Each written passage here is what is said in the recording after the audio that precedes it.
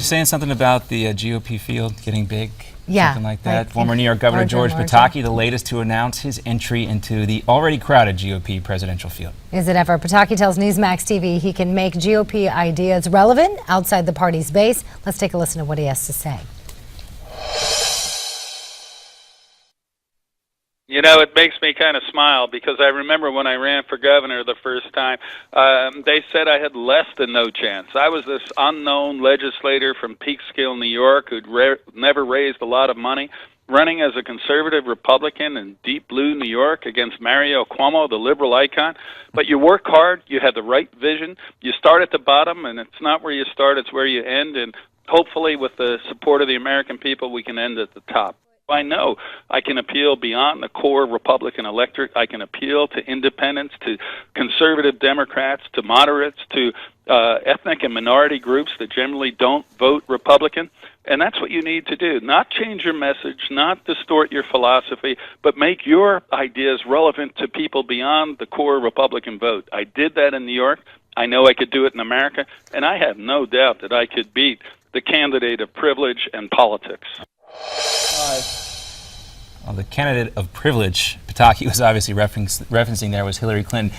You know, today I was listening to the radio on my way in, and they played a clip from, you know, I don't think it was from this day in history, but it looked back at, they played a clip of Bill Clinton from the 1992 Democratic National Convention giving this uplifting speech. Yeah. You know, and you think about the Clinton brand, and it almost seems as if they are still trying to run on the same story that Bill and Hillary ran on in 1992. I think they've pulled themselves up from nothing, but I thought it was interesting when they were talking about not too long ago that we've had financial struggles, and that's what I'm saying. They still try to perpetuate that idea, and especially when you go back and you listen to speeches like that one, it just doesn't seem like it's going to resonate. And if people vote for Hillary, they're just doing it because the momentum is making them. I don't know. You think? Yeah. I mean, I don't know. All right, let's turn our attention now. We'll have plenty more debate coming up. We want to talk about our Sci Friday segment, because you may have heard it's Friday after all. Right. Have you ever seen an explosion from inside a black hole? I've always wanted to. The Hubble telescope has allowed people to do this in a time-lapse video. These images right here, taken over the last 20 years, might not look like much, but those blasts are traveling at 98% of the speed of light, and if you know anything about the speed of light, that's really fast. SpaceX has also launched the right to launch government, or gained rather, the right to launch government satellites. Last year, SpaceX owner Elon Musk sued the Air Force for a chance to compete with Boeing and Lockheed Martin to be able to launch these satellites. SpaceX will now be able to compete in a previously monopolized market for the chance to operate these kinds of launches. Secretary of the Air Force Deborah Lee James said, ultimately leveraging of the commercial space market drives down costs to the American taxpayer and improves our military's resiliency. Love it. I never get sick of seeing that site, ever. If you've ever seen one of those, you know, like a space shuttle launch, it's just shuttle amazing. Launches. One of the coolest things about going down there to Cape Canaveral or anywhere else they launch these rockets, the combination of the sound and the concussion of the sound after the rocket lifts off. It's just amazing. Well, you're a fan of Back to the Future, right? Sure. Okay, well, if you're a fan of Back to the Future, then you probably remember this famous scene. This was from part 2 of the trilogy. Take a look. Where is he? Here. There!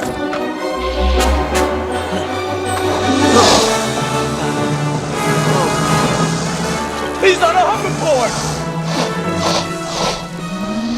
And we have our floor director in here, Steve, saying, best scene ever. Well, that was then, and this is now. Not only did the past predict the future, but Canadian Catalan Alexandru Duro just set the world record, hovering over 900 feet above water. That's 5 times longer than the previous Guinness record. That doesn't even look real, does it? It looks like special effects. Are we getting punked here? Is this a real or fake segment? Yeah, I know. But look at that. Would you do that? Well, the most interesting thing about that Back to the Future 2 clip is in the movie it's 2015.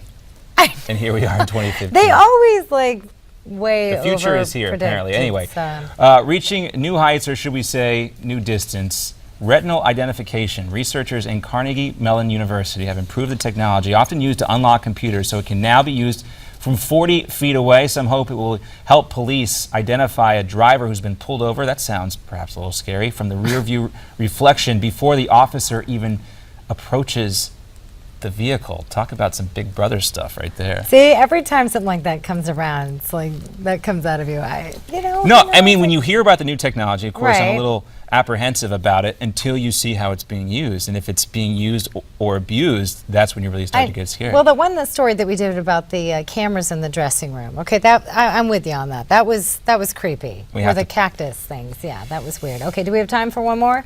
Are we out of time? I think we're out of time. We're out of time. All right. Well, I hope you enjoyed those Sci Friday stories. It's always cool to see the latest technology. The future is here. Yeah. I like it. Very Trademark cool. Miranda Khan, the features here. We're coming back. We got more Newsmax Now, including your global headlines right after this. Make it so, number one.